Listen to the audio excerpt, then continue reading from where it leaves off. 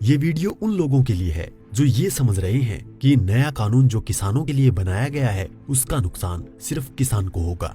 जी नहीं, आप गलत हैं। अब मैं आपको समझा दूं, शायद आपको समझ में आ जाएगा।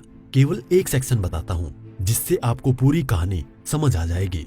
जो कॉन्ट्रैक्ट फार्मिंग है, उस कॉन्ट्रैक्ट फार्मिंग की धारा 3, उसमें जो एग्रीमेंट होगा किसान और व्यापारी के बीच में, मैं उसके बारे में बताता हूँ। आप समझ जाएंगे, उसके बाद कुछ बताने की जरूरत नहीं पड़ेगी। उस धारा 3 में लिखा है कि किसान और व्यापारी के बीच में एग्रीमेंट होगा। उसमें यह लिखा जाएगा, नंबर 1, किसान को अपनी जमीन पर कौन सी फसल उगानी होगी।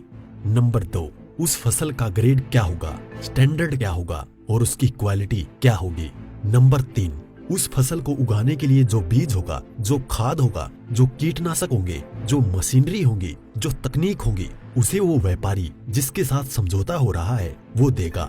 उसके बाद उसी एग्रीमेंट पर लिखा जाएगा उसकी कीमत क्या होगी। जो फसल उगाएगा, जब फसल पक के तैयार हो जाएगी तो किस कीमत पर व्यापारी खरीदेगा, ये भी लिखा जाएगा। साथ में ये भी लिखा जाएगा कि इस फसल की कितनी बार चेकिंग होगी। तो बोते समय जब फसल बढ़ रही होगी उस समय, और जब फसल कट के व्यापारी खरीदेगा उस समय, 3 समय उसकी चेकिंग होगी। अब मैं आपको समझाता हूँ एक बहुत मोटे से उदाहरण से। समझो, ये मानिए कि इस कानून के हिसाब से पूरे देश की जमीन, पूरे देश के जो किसानों के पास जमीन है, उसका जो व्यापारी है उनसे एग्रीमेंट हो गया। व्यापारियों से एग्रीमेंट होने के बाद सारी जो फसल है वो कहाँ जाएगी, व्यापारी के घर में। इसका मतलब ये हुआ कि सरकार के पास खरीदने के लिए एक दाना नहीं बचेगा। सारी की सारी फसल व्यापारी खरीद के ले जाएगा। और व्यापारी कितनी फसल खरीद सकता है, पहले उस पे प्रतिबंधता थी। अब आवश्यक पशु अधिनियम से वो बैरिकेड हटा दिए गए हैं। यानी कि जो एक लगा रखा था बैरियर कि इससे ज्यादा नहीं खरीद सकते, लिमिट लगा रखी थी, लिमिट को खत्म कर दी। इसका मतलब व्यापारी जितनी चाहे फसल खरीद के अपने गोदाम में रख सकता है। अब मानिए कि पूरी फसल किसान से व्यापारी के घर चली गई, तो आप थोड़ा सा पीछे आइए। 2013 में इस सरकार ने संसद में कानून बनाया था इस देश के गरीब लोगों के लिए। 82 करोड़ गरीब लोगों के लिए नेशनल फूड सिक्योरिटी एक्ट यानी राष्ट्रीय खाद्य सुरक्षा कानून के तहत 82 करोड़ लोगों को 3 रुपए किलो चावल, 2 रुपए किलो गेहूं और 1 रुपए किलो मोटा अनाज देना था। अब मैं आपसे सवाल पूछता हूँ, अब समझिए, आप सब कुछ जब सारा अनाज व्यापारियों के पास चला गया, सरकार के पास कुछ नहीं है, तो सरकार इन 82 करोड़ लोगों को कहां से अनाज दिलाएगी, पहले तो ये बताएं। इसका मतलब जो 82 करोड़ गरीब सरकार की मदद पर निर्भर था वो खत्म हो गया।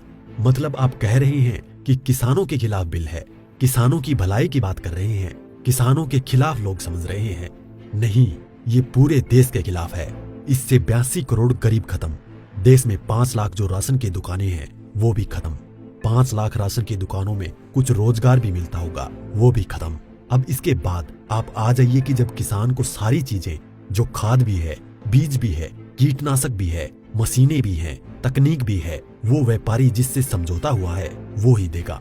तो जो व्यापारी ये काम करते हैं, कोई खाद बेचता है, कोई बीज बेचता है, कोई मशीन बेचता है, तो कोई कीटनाशक बेचता है, वो व्यापारी भी खत्म। तो आपने व्यापारी खत्म कर दिए, गरीब मजदूर खत्म कर दिए, और किसानों को आपने बंधक बना दिया, मजदूर बना दिया, गुलाम बना दिया। कैसे? अब मैं बताता हूँ। जब किसान की जमीन पर एग्रीमेंट हो गया तो किसान चाहकर भी अपनी जमीन में मानो मक्का बोए हुए है, मक्के से एक बोटा तोड़ के नहीं खा सकता।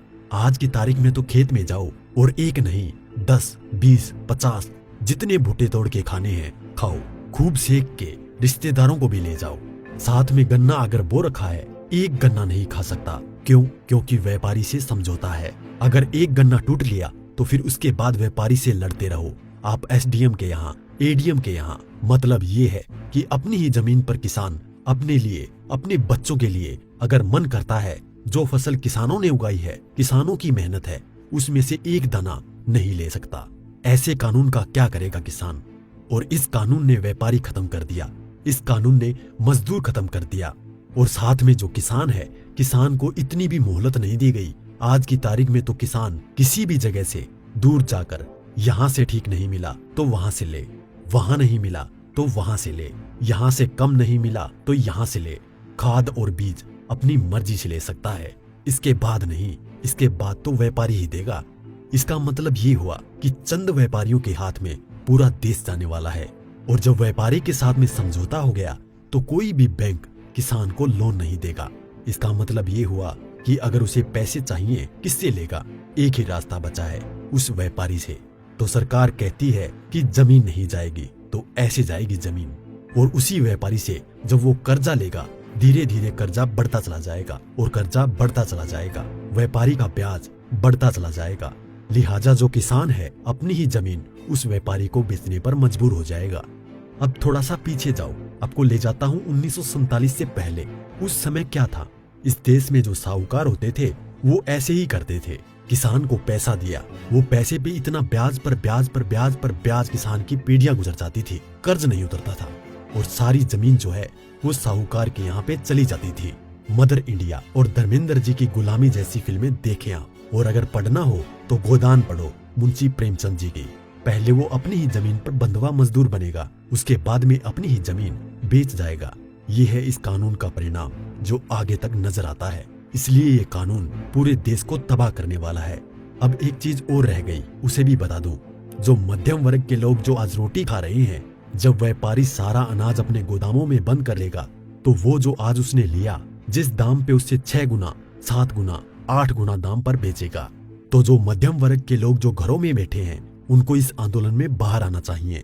जो अनाज, ये आटा 20 रुपए से 25 रुपए 30 रुपए किलो मिल रहा है, वो ही इस कानून के लागू होने के बाद वो आटा, वो अनाज उन्हें 50 से 6 गुना दाम पर मिलेगा। 100 रुपए, 125 रुपए, 150 रुपए किलो मिलेगा। तो असर किस पे पड़ेगा? एक भी व्यक्ति नहीं बचेगा जिस पर इस कानून का असर ना पड़े। इसलिए मैं कहता हूँ कि ये किसानों के विरोध में नहीं है, देश को तबाह और बर्बाद करने के लिए है। इतना सब कुछ पता होने के बाद भी अगर आप किसानों का साथ नहीं देते हैं तो आगे आपकी मर्जी।